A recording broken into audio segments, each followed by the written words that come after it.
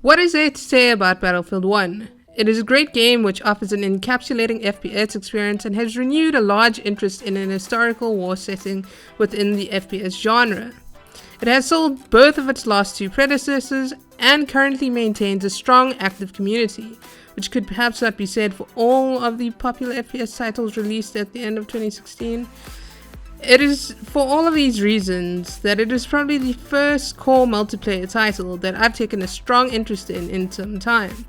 Call of Duty Black Ops 3 zombies excluded, because who doesn't love zombies? However, every Battlefield 1 player would agree that there are certain types of players that you just don't want on your team. It was after losing a conquest match 570 to 1000 with a team filled with players who cared more about their KD than the objective that I decided to list the top 5 worst types of players that you'll find in Battlefield 1. Number 5. People who don't know how to use vehicles. You've just got into a match and you're losing, but there's still an opportunity to win. You're pretty good in the fighter planes, so you decide to spawn in one to try and make an impact in the game. What you didn't know was that the player who originally decided to spawn as the pilot of this aircraft was only using it to get to the farthest part of the map, and thus proceed to die in an accident soon after spawning in the plane.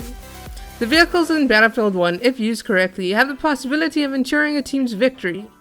We have all had one of those matches where a tank was able to ensure that you won objectives or maintained them. Quite plainly, it's terrible when people waste the resources that the game is providing you with. This is especially true if you know that you would have been able to use that vehicle to the fullest extent and make a difference in the match. Number 4. Support players that don't drop ammo. You're trying to kill that enemy tank located on that one objective your entire team seems so determined to take. You've run out of anti-tank grenades and have used your AT rocket gun, but the tank is somehow still alive. There are 5 support players running around you, so you call for ammo but basically die waiting for it. It seems that there is no middle ground when it comes to support players. Either you have players spamming ammo drops often at the beginning of the matches when nobody actually needs it, or you have players who just use the class to play with the big machine gun that can shoot down planes. Number 3. Gas grenade spammers. You've decided to try and take Objective C on Giant Shadow, knowing that it is closely connected to Objective D. As you're taking C, the enemy team decides to take D. Soon both teams are rushing towards the small area in between the two objectives, and the next thing you know, the place is filled with both enemy and friendly gas. When Battlefield 1 first came out, any player who threw gas seemed to injure both their teammates and enemy players. Many players thought that the gas grenades didn't discriminate in who they killed. The problem, however, actually isn't that friendly gas injures teammates, but rather that one is incapable of telling the difference between friendly and enemy gas.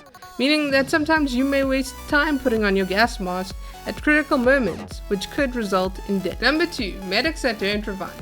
You've just cleared the objective of 4 enemy players. You know that there's still one left, but your last conflict left you with about 10 health. You didn't go looking for that last enemy, but he found you and has decided to avenge his teammates. Not to worry though, there are 6 of your teammates on the objective, 2 of which are medics. They'll revive you, right? Wrong! It's more likely that they'll just run over your body to the next objective even though all of the enemies on this objective have now been killed.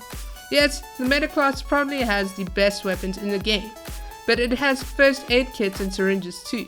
Medics are there to revive fallen players and heal injured ones. There is nothing worse than a medic that doesn't revive you when they had the clear opportunity to do so. With that said, it is also important for many players to remember that being revived, it is also dependent on where and how you died.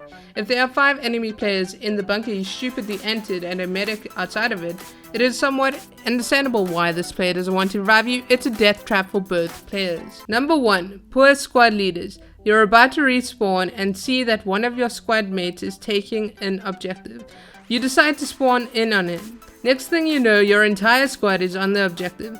You request an order, nothing happens. You request it again, but again nothing happens. You've now taken the objective and missed out on the attack order completed point. Your squad leader actually hasn't given any orders the entire match, and you're starting to become rather annoyed about the lack of your team's coordination, as well as all the points you're missing out on. It is important to remember that in Battlefield 1, it is easier to take objectives as a group rather than as a single player. A squad leader is supposed to coordinate which area that the squad heads to next. If they fail to provide an order, the only reason to be in the squad is to have people to spawn on when you die. The bottom line is, if you don't know how to lead or don't want to have to set objectives, make someone else squad leader. Well, this is my list. Are there any types of Battlefield 1 players that you dislike and think should have been included on this list? Please share in the comments down below, and I'll see you in the next video.